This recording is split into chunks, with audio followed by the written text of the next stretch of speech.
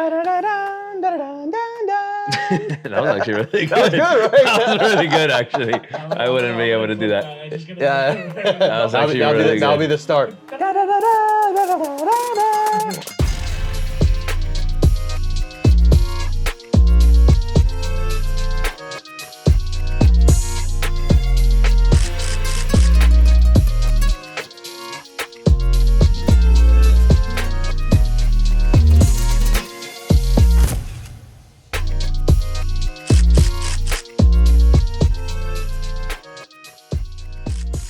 What is up, everybody? We are back on another Tranquilo Sports Talk podcast, and we are here back in the backyard casita vibes, you know, just soaking up the Miami humidity after a nice rainy day today. But it actually is not too bad right now. It's not bad. It was actually a little windy when I got here. It was nice. It's supposed to actually be in a long sleeve, so 60s later in the week, so nice. you know.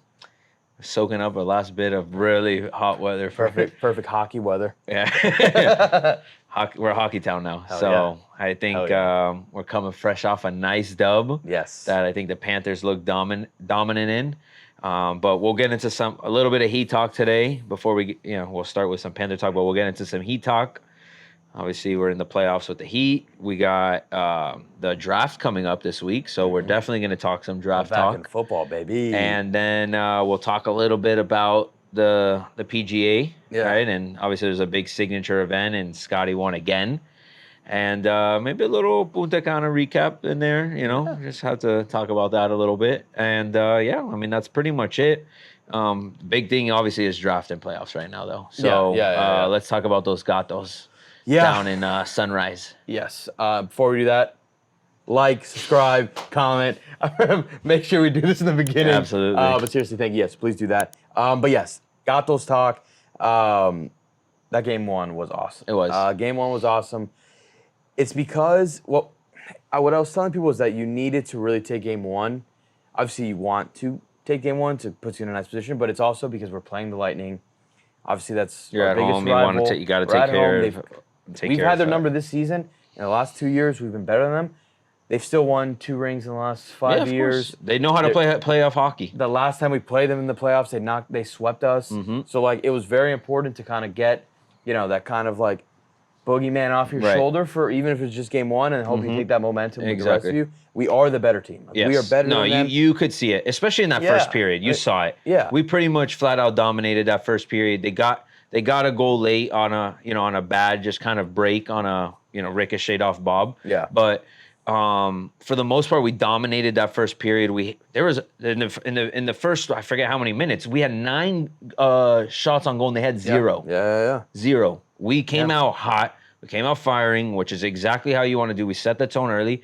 They did a good job of countering us there for a second, but we found our rhythm again, and obviously the score doesn't do it justice. There was a late score for them at the end. 100%. And the thing is with playoff hockey, especially in a series like this, there's 2 things you can kind of expect. You can kind of, for the most part, expect a low-scoring game. Yeah. And you expect a lot of hits. And there were a lot of hits. A lot of hits on both sides. And everyone on both sides had a registered hit. Yeah. And that's gonna ramp up in this next game. Like, they're gonna be pissed. They were physical. We got to be ready. Yeah, we got to be ready to just be as physical. Listen, one of the things that killed the Panthers in years past was the fact that we weren't a physical team. Right. The time that we won the President's Cup trophy, we were all finesse. Yeah. And we go and we play Tampa, and they kick our ass. Yeah.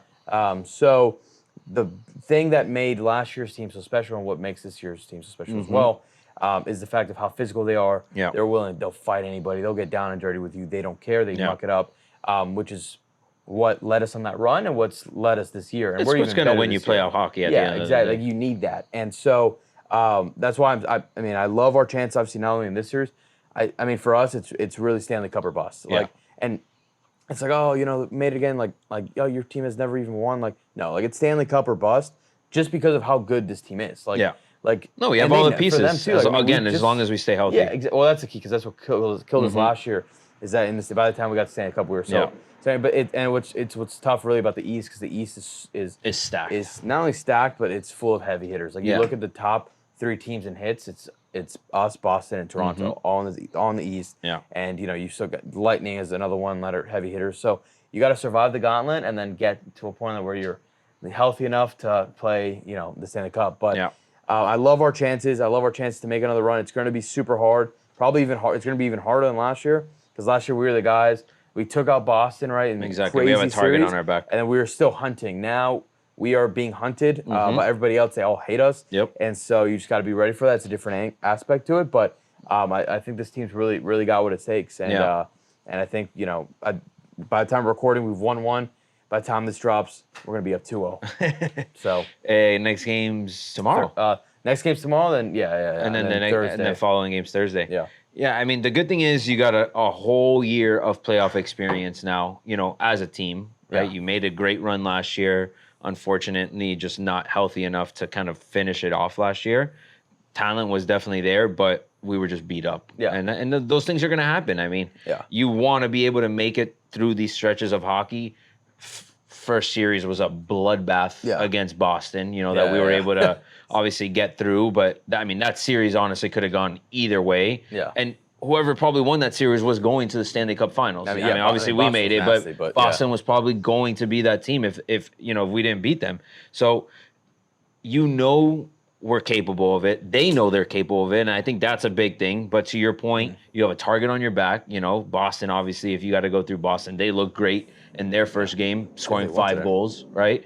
So we know what we have to do. It's just a matter, are we going to be able to match the intensity and the physicality out there? Or are you going to continue to get great play from Bob, from Chucky, Verhaeghe, all these guys that have been great all year long for us? I think that's the biggest thing. The thing that gives me even more hope, right, is like Chuck had a great game. Chuck is always going to have a good game, even when the stats don't show. But Chuck had multiple chances in scoring in that game that usually he finishes those shots. And their goalie played a great game, and he made so nasty, though. and made tons of saves. Yeah, tons of saves. But Vasilevsky. Yeah, he's nasty. But Chucky had opportunities to score, and I think those are going to start to fall too. Yeah, right. Like that was a game where we could have easily probably scored 5 goals. Yeah, but that just shows obviously the physicality and the way that they play on defense. It's going to be tough to score. Well, here's the thing: it's in playoff hockey is a lot of the time determined, really, most of the time based on how well your goalie's playing, 1,000%, how hot your goalie is. Bob, we've seen it every year. Bob in the playoffs last year was insanely hot. Yep. And it really led this team to do great things, right? Vasilevsky's another one. They feed off of that too. Exactly. Obviously, you're making the saves, but when your team is seeing the saves that you're making, it just gets everyone energized and it'll up. always keep you in the game, even Exactly. And then Bob, has continued that run into a phenomenal rugby season. He's been awesome, and then now he's just got to keep on fire through the playoffs, and he's probably our most important player. Probably he is. Like if he's hot, like it's going to be so hard to beat us. And it's funny because a few weeks ago, we were kind of in a cold spell. Like we went through a little slump, and I was like, "Damn, this is not the good time to be in this slump." It around. They turned it around right at the end of the season, ripping off maybe 5 straight, and kind of looking back, like that team playing on, and then that first game really showed that this team is not messing around. Like they are ready to do this. And listen, knock on wood, stay healthy, but this team has what it takes to make the cup run. And honestly, and win it because. I think they're better than last year. I agree. I think so too. And they've got that chemistry now, and they've got that experience that they can take that next level. And honestly, I'm not scared of anybody. They're that good that I'm not scared of anybody. Yeah. This is one of the more teams that I've been confident about in my fanhood as a South Florida sports exactly. I actually feel good about it. Yeah, the crazy about hockey is there's so many good teams. If you're in the playoffs, you're nasty. Yeah. Look at it. It's the way it's split up. It's not 1 through 8 in the playoffs, right? It's split 3-3 and whatever they're all playing. But we're playing Tampa's the hottest team in the NHL now. We're playing them in the first round. Yeah. And they Well, it's not an easy opponent to get when you're first in your division and then going into the playoffs thinking you have a favorable matchup when the reality is Tampa's not a favorable matchup. Yeah. But then again, play anybody in the East right now and it's not really a favorable matchup. Exactly. I'd rather be in our situation than in Boston, even though Boston went out there and took care of these guys. Right now, but are they losing right now? They are down 3-2 with 1.5 minutes left. And the Hurricanes are losing to the Islanders too. But all those teams are good teams, bro. No, they are good. All those teams are good teams. But with that being said, like I'm not afraid of any of them. Yeah. But like all these series are going to be really good. Yeah. If I had to pick between who we play next, either Boston or Maple Leafs, I'm hoping Toronto somehow beats Boston. Oh, I'm hoping Toronto. Because I think Toronto's soft and they're not soft. They had one of the hardest hitting I teams, hate but playing their fan base is so teams. soft. They're such babies. Like, but Boston's one that, like, I think obviously we can win 100%. It's just one that's going to be such a physical matchup, and it's just going to be so crazy. They're going to be coming for that revenge. I'd rather not do that, but again, like, I've also, like, my whole thing was, like, people were like, oh, just lose the last game of the season so we don't face Tampa. But I'm like, screw that. Like, if this team's good enough to win the Cup, I don't care who we face. Yeah. Like, I want, if we have to go through Boston, give me Boston. I would love to face the Maple Leafs next. Obviously, presumably we beat Tampa. But I'm not scared of anybody, and especially in the West too. Like I'm the East is I think way harder than the West, and the West is very good too because they've got they got Edmonton. They've obviously got defending champs in Vegas who are scum with that injury little thing that they do that they cheat that Tampa did a few years ago. The whole IR manipulation. But Vegas is a good still. Dallas is really good. So listen, NHL playoffs are so electric, and it's honestly probably the best playoffs out of any sport because of how competitive it is. And it's insane to me that they even play 82 games and they play 7-game series with the amount of times that these guys hit. It's truly insane that they play the same basketball schedule. Like basketball guys are like taking off time for like and they're getting hits. Yeah, they're getting hit every day and they're on skates and it's crazy. Hockey's nuts. Salute to hockey players because that's the craziest sport out there. Hockey's nuts. Yeah. Yeah, me personally, Boston is the one team that I would just hate to play. Not because they're obviously a great team and, all that. I just hate playing teams after you're coming off the year before of upsetting them, right? Because just that team just has an extra chip on their shoulder. No, but the issue is we beat them all last year. We upset every single one last year. Yes, we did, technically. But Boston was like the upset. Boston was crazy because it was 3-1. And then it was historically one of the best teams ever, Yeah, exactly. And we come back and we beat them. And then we beat Toronto, and then we beat Carolina. Yeah. All as underdogs into the series. And we're most likely going to have to face all of them. Well, we're definitely going to have to face either Boston or Toronto. We're going to have to play Boston or Toronto, one of those two. And then there's a chance we play Carolina again in the East Conference Finals if they make it. Carolina's really good. Yeah, they're actually the favorites now to win it all. They are very, very good. We're second favorites. And we haven't done too well against them this year. Same with Boston. I think we might have split. I know Carolina had our number this year. But again, like come playoffs, like it's different hockey. Different. Yeah, it's different hockey. BB&T's gonna be power. Amaret's gonna be popping. Amaret's gonna be popping, and it's gonna be awesome. So I'm super excited for this run. Yeah, the fans definitely showed out for game one. No, hell yeah, dude. The TV on TV it looked like it was packed. And the Panther fans are electric. Yeah. It's similar to like the Dolphins. That it's obviously a lot of Broward fans of course, too. Yeah. Especially because it's up in Sunrise. Yeah. It's people show out, man. That's what you got to do for your team when they're in the playoffs. Hell yeah. But on to the other team in Miami. Woo! Down in Biscayne Boulevard. Yeah. Where there's a lot less Broward fans. We got the Miami Heat. Yeah. That was ugly. Listen, here's the thing. So we didn't have a chance to talk about the play-in, right? The play-in game, Jimmy gets injured. He sprains his MCL, which now we know is an even more intense sprain. And played through it the somehow. Fact that he played through it, he's such a dog, and there is truly, and I say this, like not even like partially joking or being biased.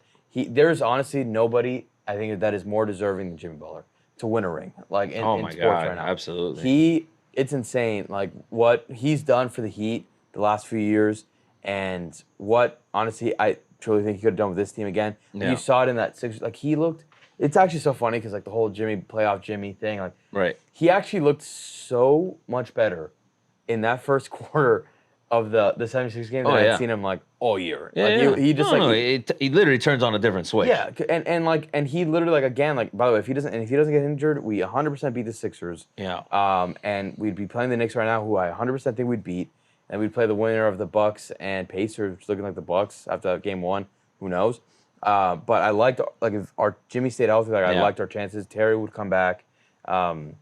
Which, I don't even know if Terry's going to come back. No, I at this point don't. Like I don't think we're going to beat Boston. Like as much as I hate Boston, I hate their fans. Yeah. I hate that team. We own them, and they're all celebrating Jimmy's injury because they're so scared of him. Of course, like, yeah. It's so I mean, they want the easy way out. That's what it is. No, they're such a bunch of losers that they're like, oh, thank God, playoff Jimmy, like crying. Yeah. You guys are, first off, not built to win. You're gonna choke, like I said. Whether it's not gonna be to us, most likely, because we're very injured. We got no Terry or Jimmy, but they're gonna choke. They are not. I guarantee you right now. You heard it here first.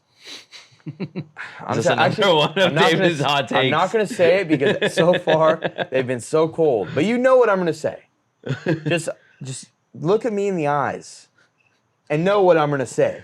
I won't say it out loud though, because then it might happen. Okay, that's fair. So I don't want to. He's saying it without saying it. You know exactly what I'm gonna say. But those frauds are trash. But our team, it's Jimmy-less, it's Terry-less. Yeah, you're missing 220-plus point scorers. Yeah, and we're facing a team that, it's got Tatum, they got shooters. And so, listen, it would be very hard for us. If we win this series and you're a Boston fan, you better hide because I'm coming for you, especially you, Mark. I hope you're listening because you better lock your doors because I would break into your house and just heat memorability everywhere. Like, it'd be insane. But yeah, I mean, it's going to be almost impossible. Like, you watch that first game, and you're like, yeah, this team just doesn't have it. Like, Bam can only do so much. Hero didn't do anything. Honestly, our young guys looked like they had more experience than some of the other guys. Like, Jaime looked really good. I think Jovic looks freaking awesome. But, like, again, we're banking on a rookie. And a 20-year-old. Let's give some love to Wright. Guy went 6 or 7 from the 3-point line. Yeah. Came into the season, but in the last quarter of the year, basically. He legend. And that came from a UD recommendation, basically saying, hey, you guys should bring this guy in. And he comes in on, like, I think he played 18 minutes and shot 6 or 7 from the field. Yeah. Like, obviously that's great, and it's almost like in trash time when it doesn't really matter. I get it. Yeah. But, I mean, the reality is, if you want a chance, somebody's going to have to step up. No, you're not getting scoring from Tyler. You're not getting score from Bam, and I don't even blame Bam. Bam doesn't even get the touches to go score because when he did touch the ball, he was scoring. He was fine. Yeah, he was 24 pounds. Look at the size of 24. Bam had a great game. He was great. Bam had a great game. He played great defense. Yeah, you're right. He rebounding was tough, but Bam was in tough spots all game to be down there to get boards. Yeah, exactly. A tough spot for him there. But the reality is, Bam is gonna give you points, but if he's not gonna get the touches, it's gonna be impossible. Yeah. Then you got a guy like Tyler that takes a ton of shots and is not producing. Yeah. That's the part that's worrisome to me. And look, it's only game 1. Whenever we play the next game, I think it all is gonna come down to, it's not even about Tyler being a 30-point scorer, although you got to find the scoring somewhere. Yeah. It's about the efficiency of scoring. His plus minus, I don't know what it ended up being, but at one point was minus 19. Oh, yeah, he finished minus 12. Jovic had a minus 25. Yeah, but Highsmith was minus 21. Is also I mean, listen. The whole team. No one was in the plus. I think maybe outside of no one. The closest was Caleb Martin at minus 1. Yeah. And he doesn't even score. Yeah, he had 4 points. Listen, the thing with them, that's right, Duncan was another one. But the thing with them too is, like, they live or die on the 3. Yes. I mean, they shot. Yeah, we shot 30 something. Almost 50. They shot 49 threes. Last year. I think all these players are shooting We shot 49 threes? No, they did. The Celtics. They did. I'm saying the Celtics live or die. On the 3. Yeah. So do we, though. Yes and no, we have to match them, but we don't. No, when Jimmy's in there, I mean, he'll take a couple threes in the playoffs, but, like, he's driving. I mean, last year, that's what carried us through the whole playoffs. It was the fact that we were shooting 40-plus pretty much every game. Yeah. And we were on fire. Gabe, Caleb, Strus, somebody was going to go out there and shoot the 3-ball well. Yeah. But the Celtics, I mean, they looked ridiculously hot that game. They didn't miss a 3. I mean, they started off on a 14-0 run to start the game. And then we came back down 5 going into the second one. Yeah, the defense stepped up. The problem is, you're not going to get enough stops against this team. So eventually you're going to have to score. Yeah. I mean, I think, what was it? At the end of the third quarter, we were like at 60 points or something like that. It wasn't until we hit like a little late run whenever it was already too late. But you got to find a way to manufacture points. And the Heat struggle to do that. Well, yeah, but our top guys are up. But even when Jimmy's on the floor, even when Terry's on the floor, that's not our brand. Our brand is really good defense, and we are going to put up enough points. If the Heat are down by 10 in the fourth quarter, you feel great about things. Because it's true. It's who we are. Yeah. We're going to lock down in the fourth quarter, and we're going to get enough stops to turn it around and get enough points. That's who we play. That's our brand of basketball. But when you're down 20-something points because you can't shoot the ball, right, and you're shooting under 30% from the three-point line, and then you go on these streaks for 5-6 minutes where you can't buy a basket, and our offense is dysfunctional as hell, you can't do anything. Like, you're not going to beat the number one team in the NBA like that. Yeah. So on a more positive side of it, it took them to shoot the three ball phenomenal. That's all they do, right? So they're going to do that every game. 100%, and it's going to come from somebody. And Spo is going to make the adjustment to stop that. Listen, but our only real hope is Tyler being a better scorer. Yeah, and you got to find a second guy outside of Bam to be able to score. Yeah, I'm hoping, Duncan gets a bit healthier and hoping Terry. Oh, I'm so sorry. Terry, I need some Magic Mind.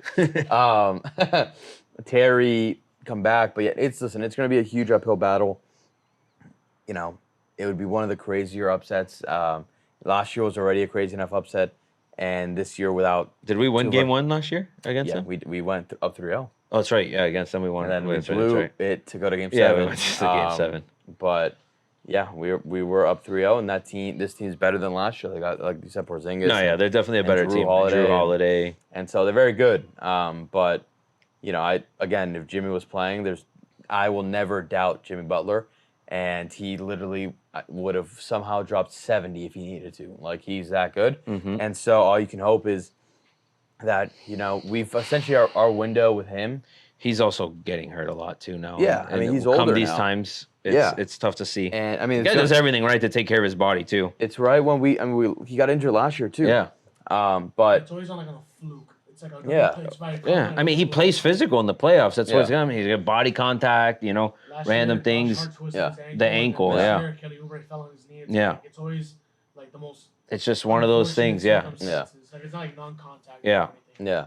So that's the thing. So our window is essentially for his tenure. For him, is we've got one more year. So we either go bring in another star next year, or we're gonna have to run it back. And it's like, now you look back and it's like, obviously we got screwed in the Dame thing with their owner being such an idiot. But it's also the fact that we played a bit of hardball and didn't want to get rid of Tyler, and so didn't make things any better for us. But in the end, we also wouldn't have had Jovic and Jaime, who can be very, very good. No, you got to have the pieces to build. To build a true deep roster. Yeah, but again, you see Dame popping off. So it's all good. We now just hope. We knock on wood and see if we can pull off another Miami miracle. But it's not looking great for the Heat, and it's time to go all in on one star, and we'll probably have to move on from Tyler if he doesn't step up and try to run it back one more year. This is a series where you have to Tyler have honest conversations. They had the right to run it back, right? Like what bothered me with people was like, dude, we just made the freaking finals on a crazy run. Yeah. We played really well, missing probably our number 2 guy in Tyler Hero going into the season, right? Like, that's how you're thinking about it, right? He had a career year this year in terms of points per game. He dealt with injury again this year, unfortunately, and he's just starting to get in the rhythm of things, right? Yeah. I get all of that. But this is the year where you got to really evaluate things. You had the right to run it back. You had the rookies that you knew you felt confident in. Yeah. You had young talent to that you felt were going to fill maybe some of the pieces that you were missing. But the reality is now, if you go, you're down Jimmy again, which stinks. So it's hard to get a full gauge of things. But you have to really start looking. It's like, how can we make this a better roster? And find that score. I love Terry. That's another piece that you're missing. It's like, we can't really catch a break in this whole... Terry's great. I'm pumped for Terry. Terry will be back next year. In this whole process. But his neck injury thing is weird. It's weird. It's like, it kind of the weird thing that I was reading in all the articles, there's not a really definitive, at least I couldn't find anything, about the breakdown of his injury, but a lot of comments and every article were basically saying like it's not career ending. Yeah. So was there a thought at one point that it was going to be career ending? Yeah. I was like, what happened to him? Weird. Like pinched a nerve or It's something. something. It's got to be something with the disc. And now they're like, yeah, he can come back at any moment. Like he's not ready, but like he's like week to week right now. If we make it to next week with this series, then he can easily be. Hopefully, he's week to week right now, so he technically could come back next week. Yeah. At this point, but yeah, weird. He's probably out for the playoffs. Yeah, I mean, they said maybe toward if the Eastern Conference Finals, if we somehow made it there, but yeah, most likely he's out. So he's definitely not coming back in the Celtics series. So No. we're gonna need a bit of a miracle, or one of these guys just go nuclear. Tyler's dropping 40. Yeah, that would be. I mean, if Tyler drops 40, we have a much higher percent chance. Pre-injury, Tyler was averaging like 28 a game. Yeah. He was playing insane basketball. It wasn't 28, but yeah, it was up there. He put up numbers. Yeah. I'm inflating it, but he put up numbers. No, the guy can score when he's on. It's just the consistency of it. But like, people forget he's also like he's not like super far from coming back. Like he just came back from his injury, like not like maybe of course it takes time to get in the rhythm and get in that speed and all that stuff. But it's not role players. We need Caleb to come in, drop like a quick like 10. Like we need like these guys to come off the bench and like give us. That's what happened last year. Like we had Gabe Vincent. Our bench was deep. 10, we were 15, deep. We were like, deep. You know, and the thing is, we were super deep this year too. I thought we were deeper this year. Except now we're down. We're just not healthy. We're not healthy. We lost Josh Richardson, right? Richardson, Josh Richardson. Great defender. I mean, Duncan could shoot the came 3-ball back. relatively well. So it's annoying, but see what happens. what it Maybe is. by the time this episode drops, we upset game 2. Yeah, and we're right exactly. back in it. Yeah. But listen, all it takes is all it takes is one. Little bit of a little momentum. And a little momentum. Yeah. Just promising those. I think we're gonna have a very good front court for years to come with Bam, Jovic, and Hyman. I agree. I agree. Like those three, like I love that. I love that trio. Have two good guards in there, and they can do some damage. Yeah. Jovic is a 7-footer with hands. Yeah. Like, you He's athletic too, bro. And he's only 20 years old. Yeah. Like Guy, I love when he gets a rebound and he just takes it down the court. The full court. Yeah. Like doesn't give a shit. He's like, I'm taking this all the way down. So we'll see. Maybe we pull it off, but we won't know. Are you getting wet by any chance? Slightly. Oh, okay. Like one will just come every now and then. You want me to come in and give a little wipe down? No, you're good. Unless you want to, Pooch. Get on camera, Pooch. Get over the here. pooch cam. You can't be wetting your That would have been pants. amazing if he fell in the pool. Dude, oh my god. Oh my god. Pooch needs a little magic mind. Yeah. That's what he needs. Dude, honestly, I need some magic I mind. wasn't very tall. I didn't think I was gonna reach. I'm recovering from Punta Cana. The only way to recover is just with some magic mind. Yeah, Unfortunately, we don't have any here physically right now, Yeah. It's only for the mornings. Yeah. Oh man, but so hopefully he get it done. It's gonna be tougher. I have a lot more confidence in the Cats, but who knows? So All right. So that now takes us on to draft week. That was actually really good. That was good, right? That was really good, actually. I wouldn't be able to do that. That was actually really good. That'll be the start. I'm not gonna even attempt that. But yeah, I think it's gonna be an awesome draft. It's a deep draft this year. Mm-hmm. Obviously, Dolphins got a first-round pick this year. That's great. We're picking 21 overall. So a lot of different needs that we have. Considering no Wilkins now, you lost X.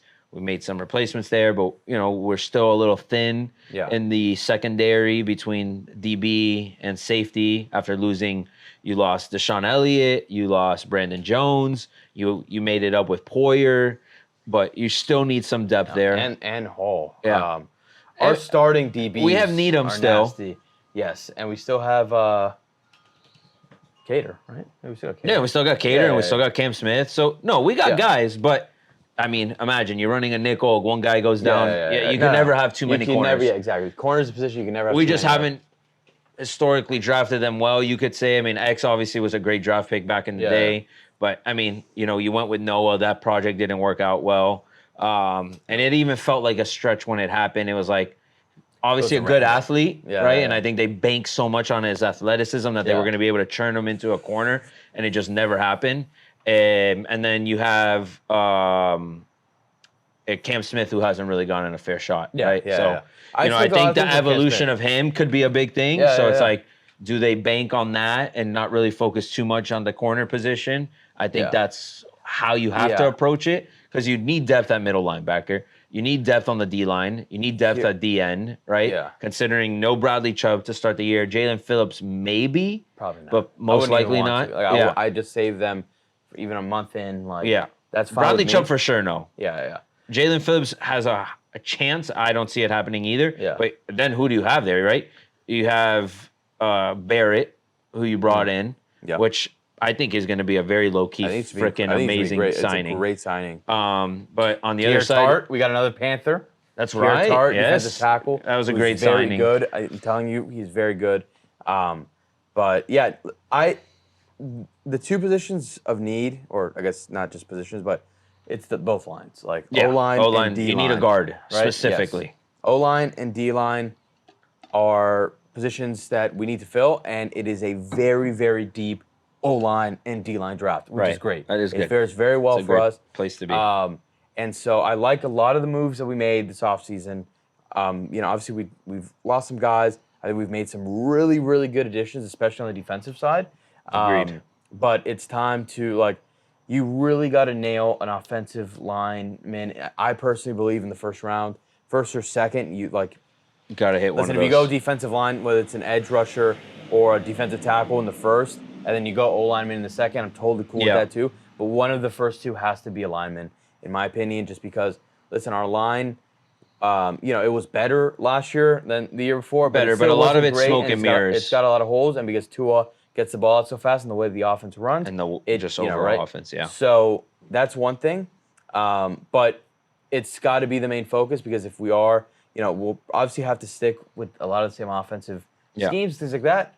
But a lot of defenses are going to adjust more. Of course. So we're going to have to change things up. Tua may need more time. And anyway, it just makes me feel more comfortable that Tua will have more time, just because you don't want your quarterback getting hit so often. And if you let Tua sit in the pocket, he's going to throw a dart and find somebody open. That is his bread and butter. Yeah. And then on the other side, D-line is so important.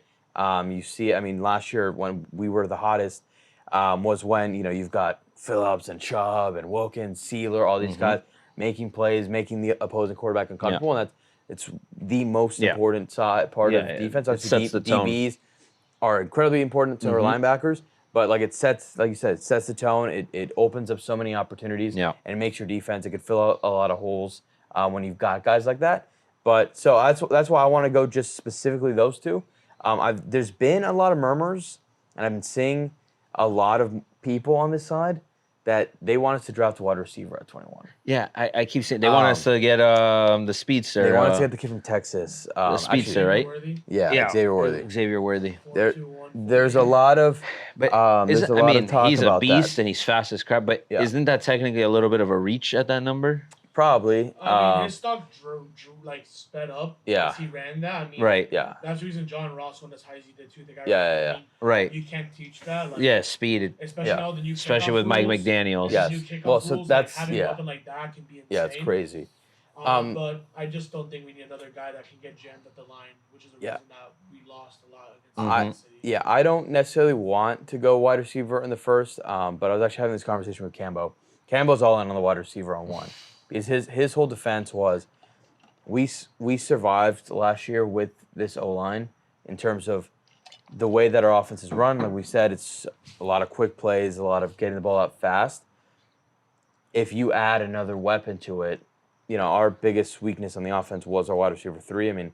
If you add one of these guys instead of a Cedric Wilson or a Braxton Berrios having to be your main third option, and you go 3 studs, one, you can probably get the ball out even faster. And 2, it's you've got. Imagine you can run sweeps with him. And then you also got John, who we just added, who's a super fast tight end and a good blocker. And we've also got H-Han, and most it would just get even faster. So his whole thing was give me him. Honestly, give me him. Yeah, we can. I'm sold. We can rely. Obviously, you want you can draft a lineman in the second and stuff, still build it, but you can really pop off. And then The other thing is, then at that point, then that decision comes whether you want to pay Waddle next year, things like that. That's a whole different conversation. But that's but in this case, in this year, it would be you'd have 3, and even if it's just not him, there's another guy that that people were talking about. That would I know he's the one that I've been hearing the most rumors about. No, he would be good. There's another guy that's. Let me see. Oh my God. Damn. We forgetting got his name, but Adonai Mitchell, Lad McConney, Xavier Leggett. He's a bit of a bigger guy. I think it's Xavier. Let me see. I'll tell you exactly what it is right now. Is it Brian Thomas? No, it might be Brian. Yeah, LSU kid that's like 6'4". Yeah.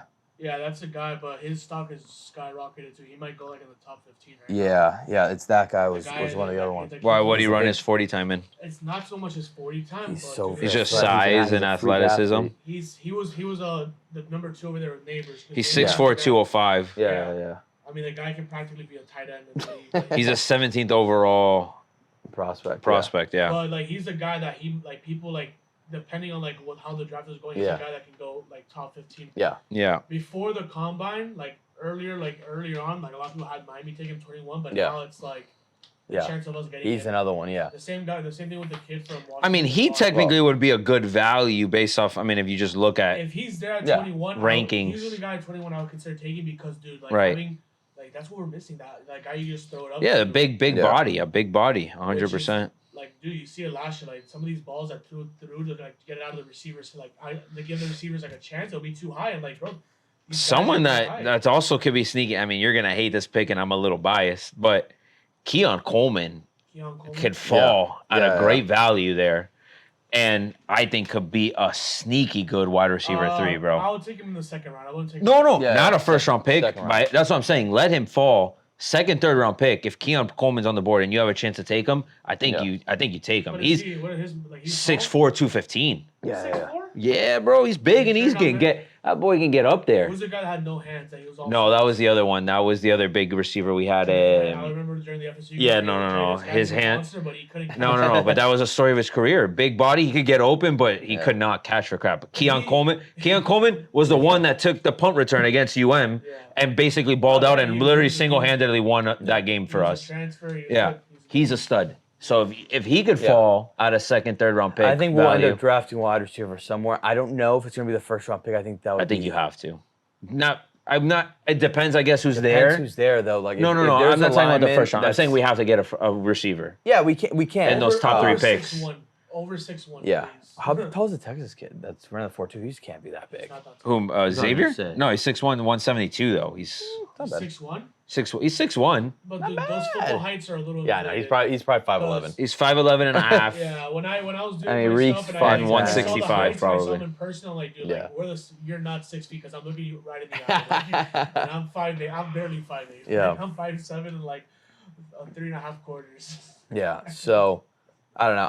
I mean, listen. If they do it, I trust this team so much, and that I trust in McDaniel and Greer, and so hopefully it pays off. But like you look at it, it's like especially when you've got, this is going to be Armstead's last year too. So you're not only fixing a hole for this year, you're also looking ahead. Yes. And there's a lot of really good tackles, like a lot of really good ones. Yeah. And then you've got the kid from Oregon. We re-signed Kendall Lamb and Isaiah Wynn too, which is also great depth. Johnson wouldn't I don't know if it'll work because he's a center. We just signed a center. Yeah, but you can make him a guard. You can put him at guard. He's never played guard before. So I know, but sort of with a lot of guys. Yeah, but you're hoping he's better than that.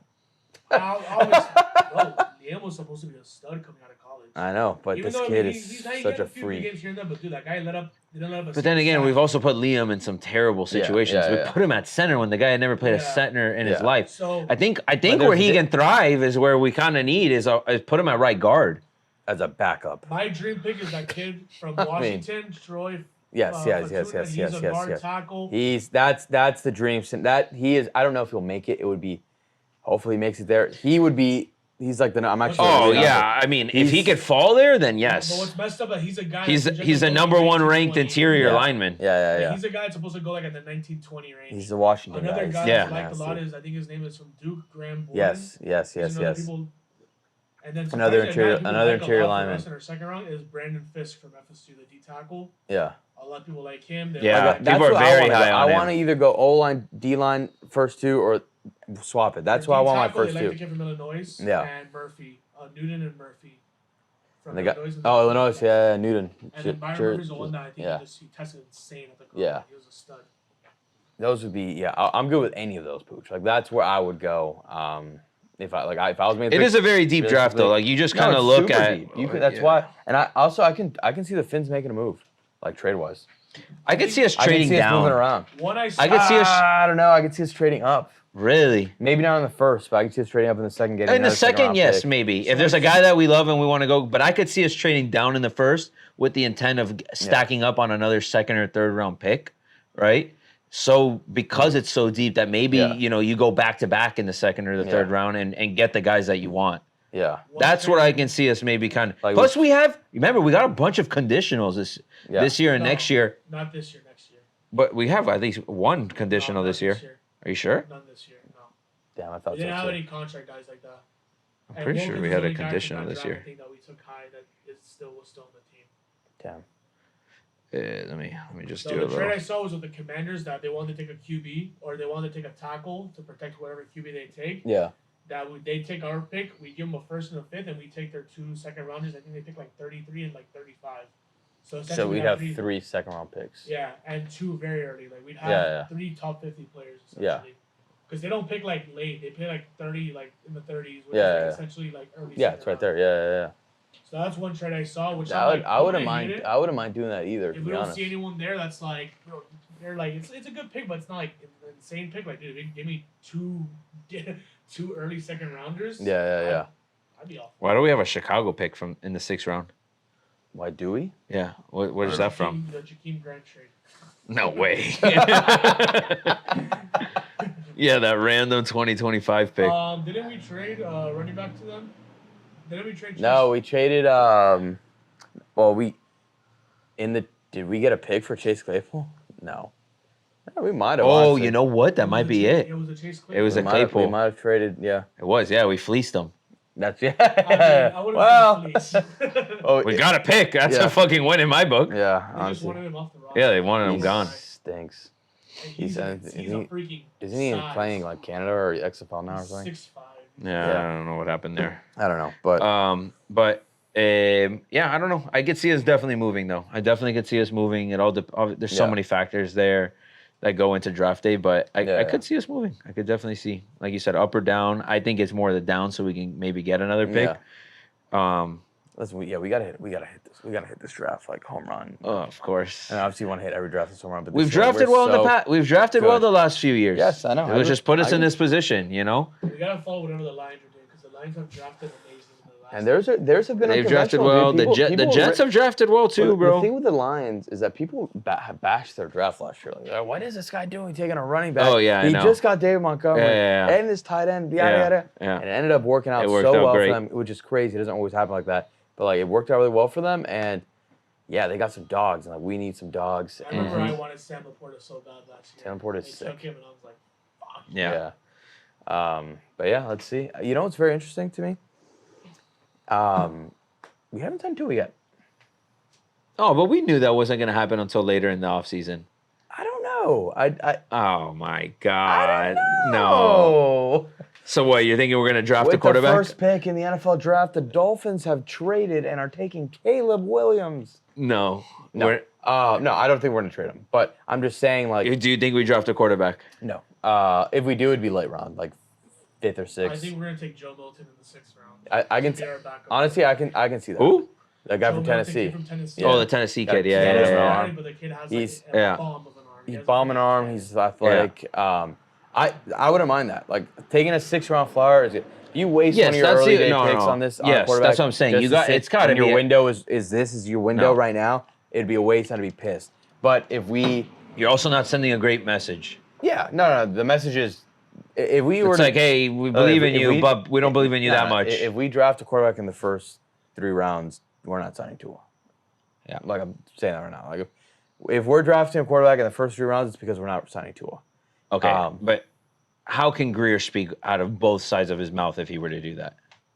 At that point, I've lost all faith in Greer. Well, it's more of like the GMs do that all the time. I do think we're gonna sign him. I think we're just. But I agree. I think we're gonna sign him too. But we're not. If we take another quarterback, and then yeah. sign him. If we take a quarterback in the first round, we are not. We're signing Tua. I don't even think this is a discussion. No, I know. I just kind of wanted to troll a little bit. But no. But like I'm telling you right now, I'm being dead serious. Though, if we draft the quarterback in the first round, we're not signing. Oh, of course, no, 100%. If you draft a quarterback, if we draft the quarterback in the current situation that we are in right now, Tua is definitely not getting signed. It would be the Packers situation. Exactly, it would be Packers 2.0. Which how much of a mess was that? Yeah, I mean it worked out. Well, no, the reason they did it. Jordan loves gas. It worked for them before. They drafted Aaron Rodgers very high. I know. He sat under Brett Favre for like 3-4 years, and then he came in, and now Jordan Love. It was his first year. He played pretty good. You know. He played great. He had a good year. You know. Now people are saying like, oh, he's the second best quarterback. I'm like, dude, the guy had like. He's still got another year to prove it. I mean, Jordan Love looks great, but so does Tua. Yeah, I think you have to sign him now because a lot of people are like, oh, let him play the 5th year. And I'm like, sure, you can let him play the 5th year, but like if he balls out, you're gonna have to pay him. I know, but you don't have to pay him really like an extra $10 million. I mean, but if he we're talking about like hoops. Like if he hoops, like you might. You give him an extension. You might have to pay him like that 50 freaking insane money. I mean, that's the quarterback market. 50 anyway, though. No, they said right now it's probably between 45 and like 48 mil. If he accepts, like he can push 50 right now if he wanted to. He could.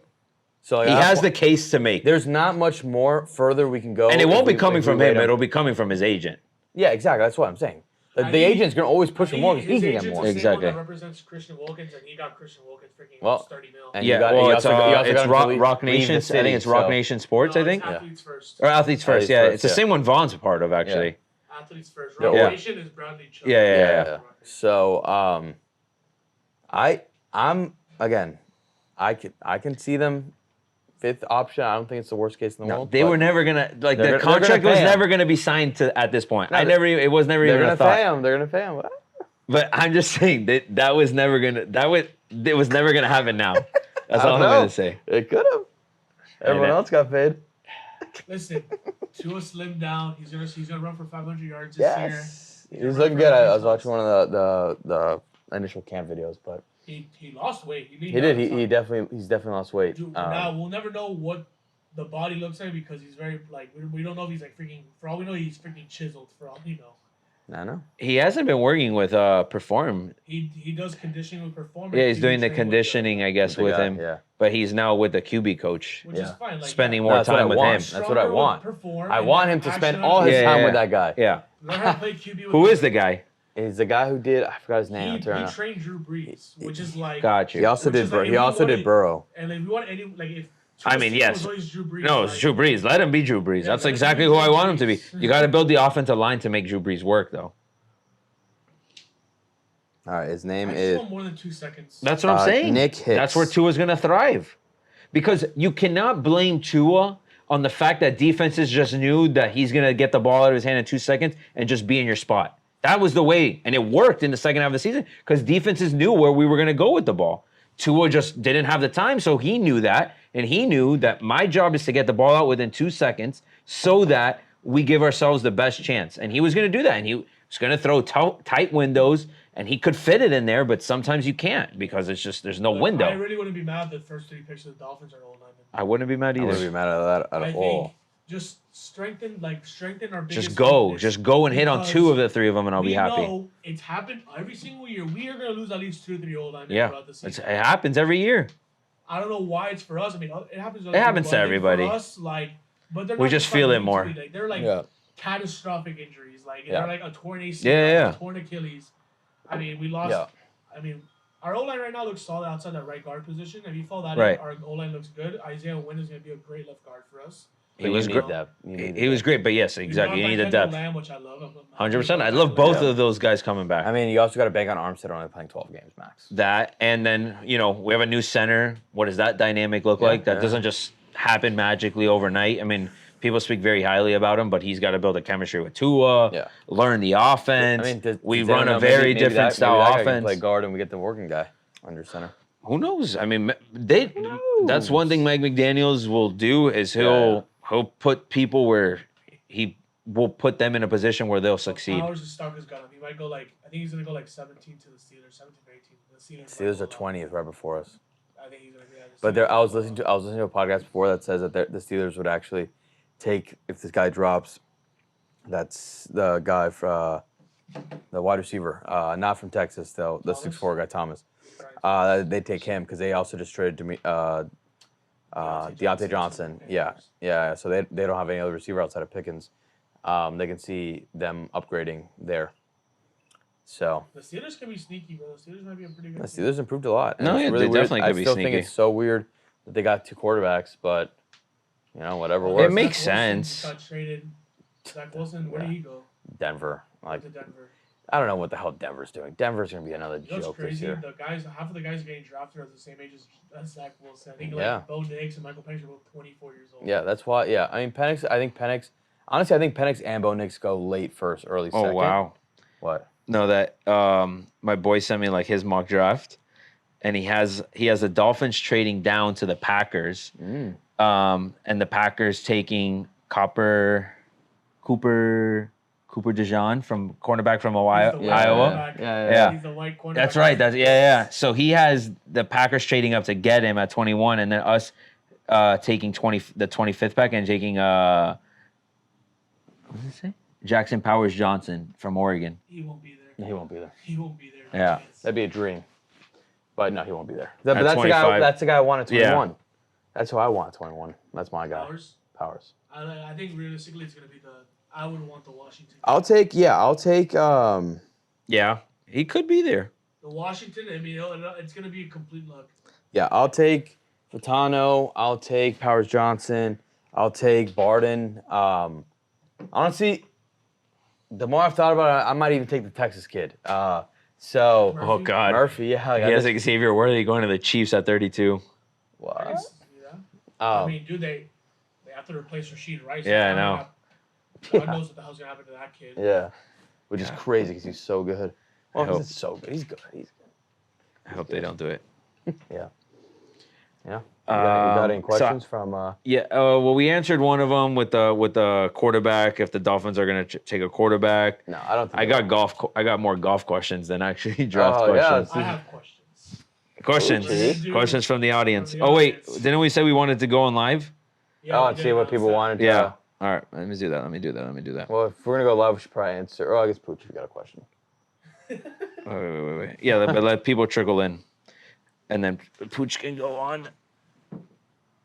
We're gonna do you even got the little stand. We're gonna do Pooch's rapid fire. I don't know if it's meant to be a stand, but it works to be a stand. So, yeah, I want to go live on TikTok too, but I don't know how to do that. Pooch questions.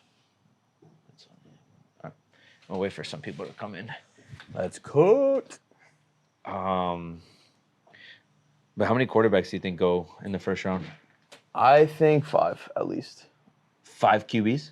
I think 3 of them are going to go in the top 3. So 3 are going in the top 3 for sure. I think it'll be 5 quarterbacks in the first round. 3 are going in the top 3. You're going to get Caleb Williams 1. JJ, Caleb, and I can't believe JJ's stock has jumped this much. I don't get it. It's insane. I get it that he runs a pro style offense, but I don't get why 5. why his stock is so high. They have him going to the Patriots. They think the Patriots might take him. Yeah, Patriots have the I've been seeing a lot of things. The 4th Vikings pick? are going to go for the 4. No, Patriots have 3. 3rd. I don't know who. I can see. I've been seeing a lot that that the Vikings are going to take him, like trade up at 4 and get him. Have you guys seen the trade about Justin Herbert? Well, AB broke it. AB says that they're going to trade Herbert. Oh yeah, to the Vikings. I saw it, but yeah, that was an AB tweet. Yeah.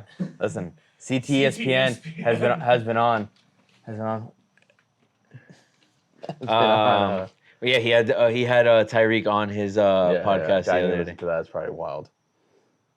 I'd listened to a clip of it, and I'm like, what am I watching right now? Yeah, I mean, yeah. AB is wild. AB is wild. No questions coming in. Heat in 5 though. Yeah, Heat in 5. All right, I got my questions. All right, go for it. All right, so of the prospects that are projected to go in the first round, who screams bust the most? Oof. My take is strong. Are there any Canes going in the first? My take is strong. I don't know. If it is, it'll it'll probably be like Cam Kinchins outside of that. Bust. No, Cam Kinchins is a dog. No, I don't think. I think if JJ McCarthy goes in the first round, I think he's got a big possibility to. Navarro, we're drafting Xavier Worthy, another short, small king. And you're gonna like it. Honestly, we were just talking about it. We were just talking about that. I like the pick a lot. I would love to get him if certain pieces are not on the board that maybe we need, right? Yeah. If there's studs on the line, I feel like you have to take them there, just because it is deep at receiver too. Yeah, it's super deep. It's deep receiver, lineman, and D lineman draft. Drake, who's your bust? My bust? I mean, it's a hot take. It's Caleb Williams. Wow. Yeah. Me too. Wow. I think Caleb Williams is going to be a freaking huge bust. You know why? Because Draft Day, the movie, he plays the situation out exactly with Bo Callahan. I think he's going to be the one that he's going to Bo Callahan. Interesting. I don't think he's going to bust. I think he's going to be nasty, actually. No, he could definitely hoop there, 100%. The weapons are there, too. I think he's going to be great. But the O-line still needs a little bit of love there. Yeah. Does he not? Does that create a problem? That division's pretty good. Yeah. He's got to see the Packers twice. That's a great defense. And you're just throwing them in. Yeah, no, I mean, listen, he could bust. I don't know, man. He's got every tool that you would want. Yeah, I mean, everyone's comparing him to be the next Mahomes. Yeah. And he's got a lot of those tools. He kind of has a lot of the same features as a Mahomes type. Even Mahomes didn't start right away. I know, but the second he did, he was nasty. Yeah, right. Yeah, but he had some time to kind of be backed up. I mean, a lot of these guys. I mean, who started right away? I mean, both Burrow and Herbert started right away, and they're pretty solid their first year. Yeah. I don't think they're gonna be an all-star year one, but I think he'll be like good enough that you'd be like, okay, this guy could be a problem. Yeah, I know. I mean, look, the reality is like the QB windows. Like everyone wants them to be great the first year, and the reality is. Like, you have to give them at least, 3 years to really get a gauge how effective they are. But Drew Brees didn't become Drew Brees until he got traded or he left to the Saints. Yeah. But those days are gone in the NFL. You can't teams won't do that. No, it's not. Teams will not wait that long. Baby. They will not wait that long to get. Unless you're the Packers. We'll wait till Aaron Rodgers decides to leave to bring in Jordan. I guess. No. All right. Sleeper QB pick, Bo Nix. Bo, yeah, where's Bo gonna go? He's projected late first or early second. Really? He's just old. Yeah, I know. He's very older. Who the hell is gonna take him? I'm Bo Nix's age. Bo Nix's age. Yeah, but who the hell is gonna take Bo? Someone take Bo. Look, there's so many. Let's go through the NFL teams. Like what teams need quarterbacks? It's the Vikings, the Raiders, the Vikings. Obviously, like the Bears, Commanders, Bears, Patriots. The Patriots. Who else needs a quarterback? I'll say right now. Hold up.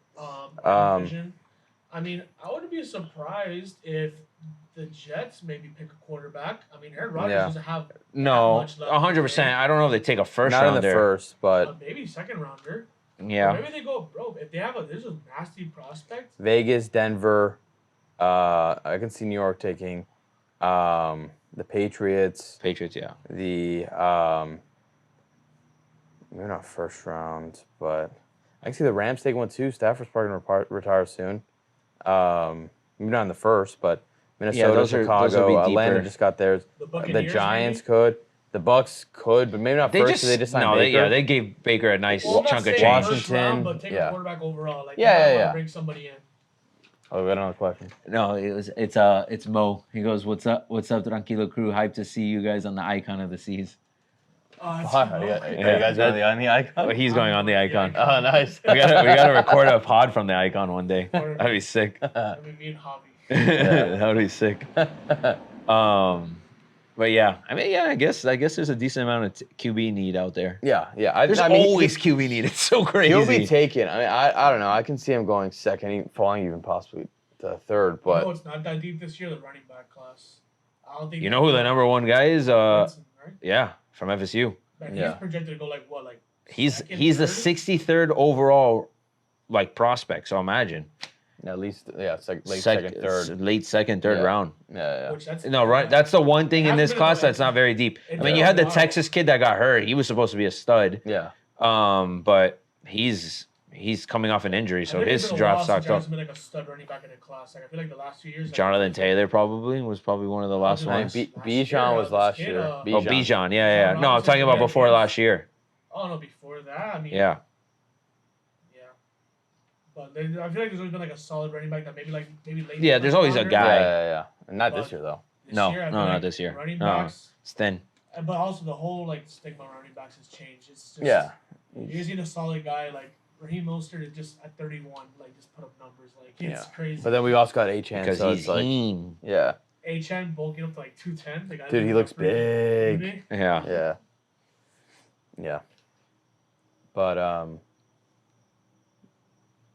Anything else? I didn't get any other questions that were written to me besides some golf questions that came in. Want to go into golf for a bit? Yeah, I guess might as well.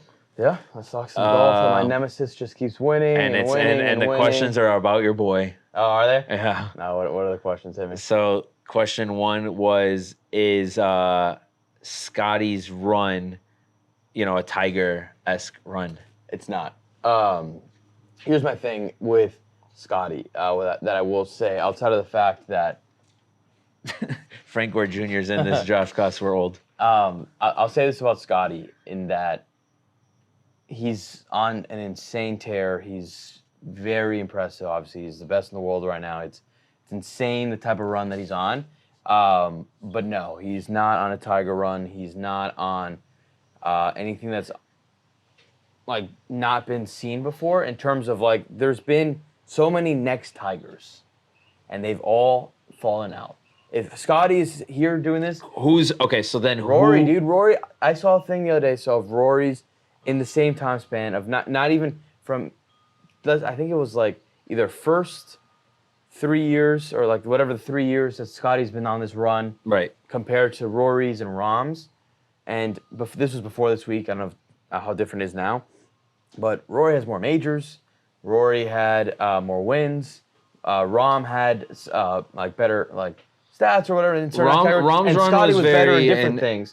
Was very good during that year span. If Scottie obviously can keep this up and he surpasses what Rory did, and people forget how good Rory was. Like Rory's still very good, but he's not even close to like what he used to be.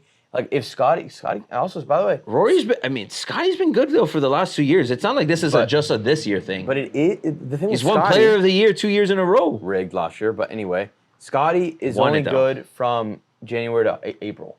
He's only won in those months, which is very impressive, and he wins a lot. But like his first year when he blew up, he goes Bay Hill, the WGC, Scottsdale, Masters, right? An incredible year. Mm-hmm. Last year, he really only won the Players, and he might have won, and I think he won Waste Management again. Those were his only 2 wins. And this year, he's back on that incredible like early start. Right. It's just if he keeps the it up, latter half of the year. The reason why I say the no to the question is more of the fact that what Tiger did was so insane. For him to do that, he would need to keep this up even for another couple months. Like Tiger in a 20-match span one time it was like win, third. There's second, win. Like it's just you can't compare it yet. It's not Tiger. No, 100%. But yes, is it the best thing? I mean, it's the best run I've seen, since prior the Rory run, outside of Tiger. Right. That's and it's probably the most impressive. It's even more impressive because of how dominant he's been. That's for sure. Like I'll give him his flowers there. But in terms of is it like a Tiger run? I don't think so. And not yet. He could. He can keep going, by the way. He's still in it. To kind of counter a little bit about what you're saying, this is the first year with signature events, and here you are on RBC Heritage with a stacked field, and he did it again and won by multiple strokes. I know, but the thing is that the elevated events are mainly just bigger purses in terms of They are, and a better field. Yeah, but it would still be the same field beforehand. It's just shorter. It's easier. It's a smaller field. Everyone makes the cut. Not in all of them, but in RBC, RBC they did. Yeah, that's what I'm talking about. Not in all of them. No. I'm talking about RBC specifically. But it's actually easier for him. He's a system quarterback. He only wins in January, March, April. I don't disagree with that. I do agree that I'm gonna pull up this thing. He hasn't capitalized late in the season, but it is the closest thing I think that we've seen in a while. Okay, so here's the thing. So number after 120 PGA Tour starts. Scottie made his 120th start last week at Augusta. Mm-hmm. Events 120, 120, 120. This is Scottie, Rory, Rahm. Majors, Rory already had 4. He had 13 wins compared to Scottie's 9. Top threes. Yeah, but Scottie's run has been in the last few. It's the same thing though. It's 120s. How many years basically? I don't know. Let's see. Because Scottie's run really started in the last 2 years. Yeah, in 2021. So like almost 21, 22. Yeah. Yeah. So let's just say, he was playing more events before. Let's say he plays at at least 25. But he played more younger too. Yeah. I wouldn't even know. I don't know I don't know how far that is. Yeah, let's just say 20. But that would be like 4 years, basically. 5 years. Which is kind of the run he's on now. Which is kind of like that same thing. I think people are just underestimating. I get the argument behind the chart. But I'm just saying that those numbers are a little skewed because Scottie's run has started between last year and this year. If you're watching the dominance of 3 years ago, because he was better in 2021 than he was last year. He was better in 2021. He shouldn't have won last year. Yeah, that award. He was robbed. It was robbed for 2 reasons. They should have gone to Hav, but if not, it should have gone to Rahm. Rahm had the same run that he had in 2021. Yeah. And they didn't give it to him because he went to live. Right. So that right there is a robbery. But listen, Scottie is the best player in the world. Like, Scottie is amazing. If he continues this, then yes, it would be. But like, dude, look at this other one about Tiger. Like the Tiger. No, shit. Listen, I don't think there's even a discussion to be had about Scottie and Tiger being in the same conversation. Dude. But the reality is, where Scottie's currently playing in this window is a Tiger-esque window that he's in right now. Yeah. Is he in the same conversation of the level of dominance that Tiger had throughout portions of career? Yeah. Absolutely not. Because what Tiger was able to do in a long stretch of time was just straight, flat-out dominance. Yeah. No, of course. And look, this guy, in response to this, goes, and for context, in that 120 he did it multiple times. That 120 same span of Scheffler, Rory, Rahm, Tiger had 32 wins and 8 majors. Yeah. Yeah. 32. Scottie has 9, Rory had 13, and Rahm had 7. Yeah. In that same span, Tiger had 32 and 8. That's insane. It's crazy. No, it's insane. Those years were some of the most dominant golf you've ever seen from a player.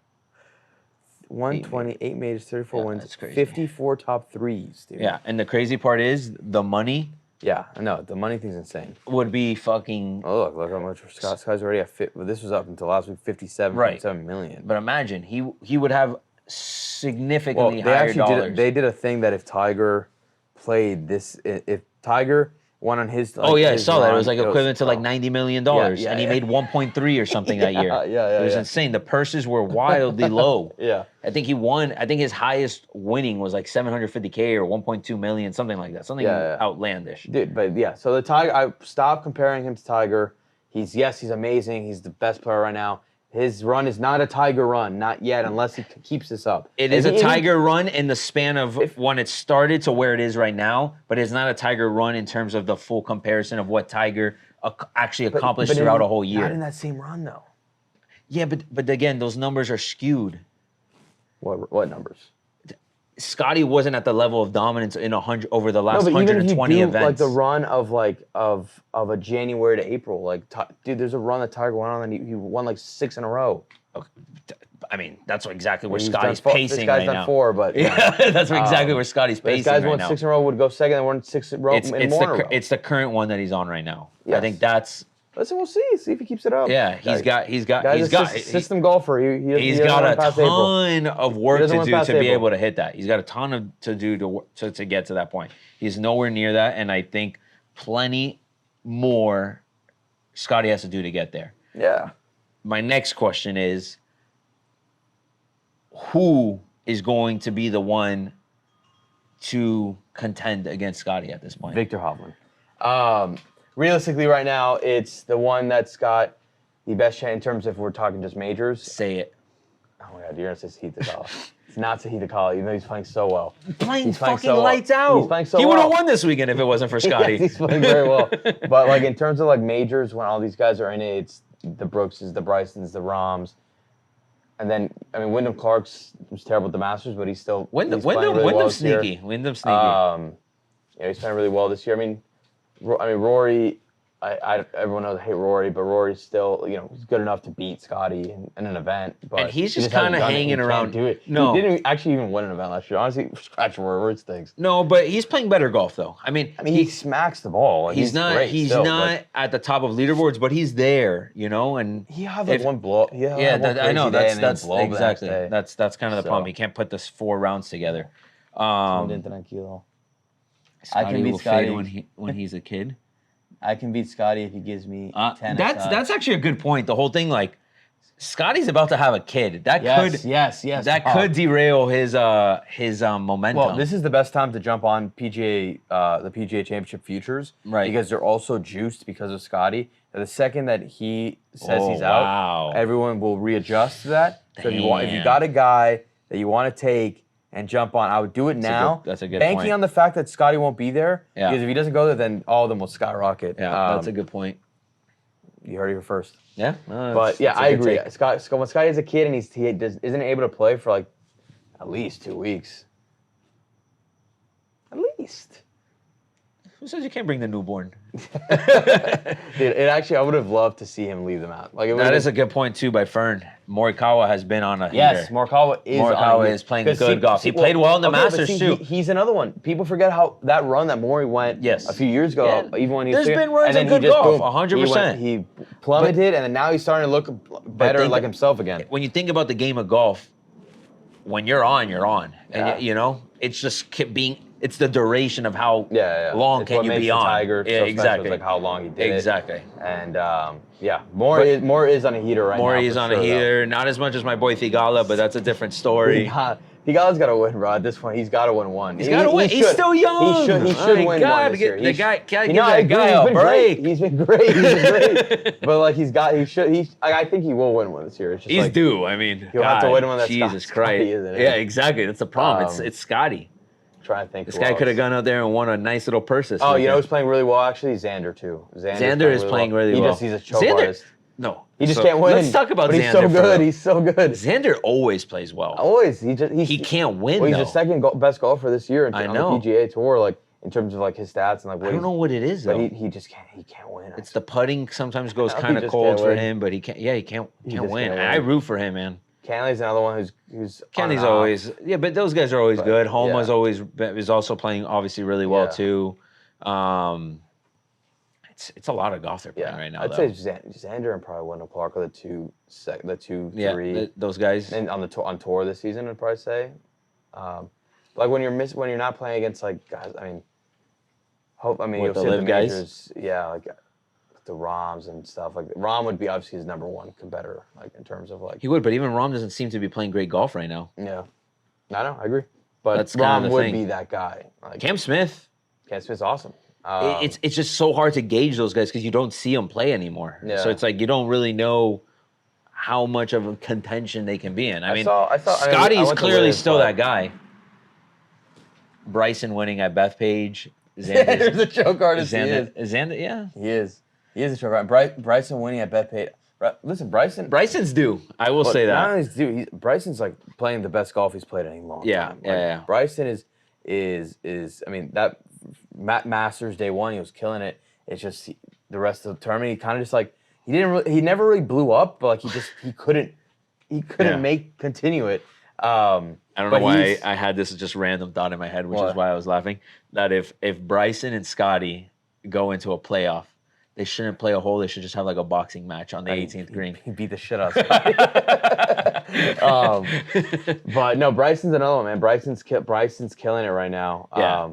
And then honestly, Brooks obviously every major, but Brooks has been not good this year. Yeah. Bryson's been way better, and DJ's one that let me down to the Masters. I thought DJ was gonna have a good Masters performance this year, and he just looked like he did not want to be there. Yeah.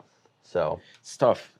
I don't know. I mean, you that was one major. There's obviously the other majors coming up now. We'll see. Did you see the lines for Scottie in each one? No. He's I think he's 3-1 to win PGA.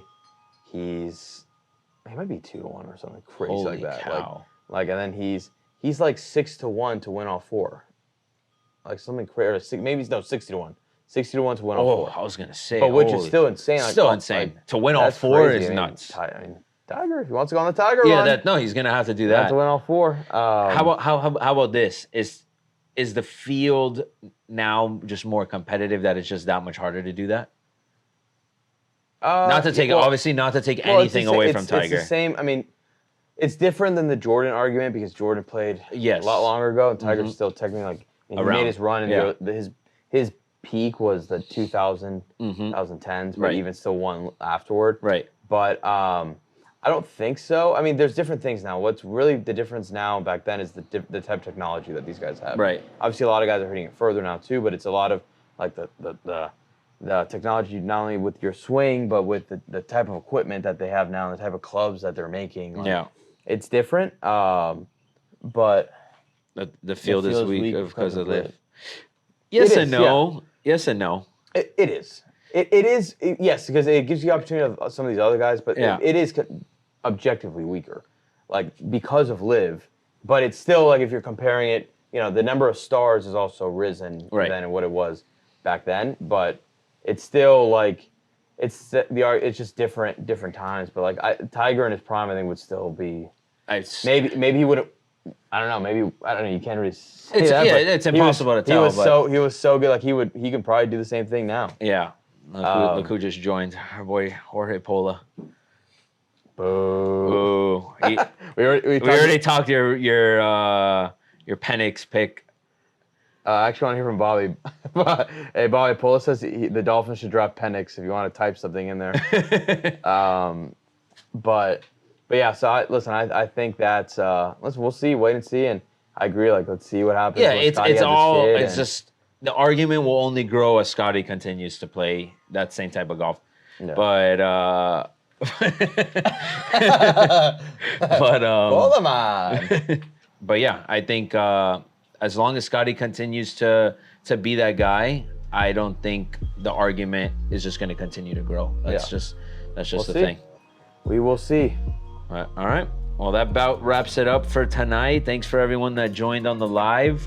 And thanks for submitting your questions today. I didn't even know you could do that on live with all the balloons. But yeah, that wraps it up for today. We'll see what happens with the Heat and Panthers. We'll see what happens with the Scottie run and of course the NFL draft. And we'll have a recap for that next week. Sweet. All right, guys. Thanks. Peace.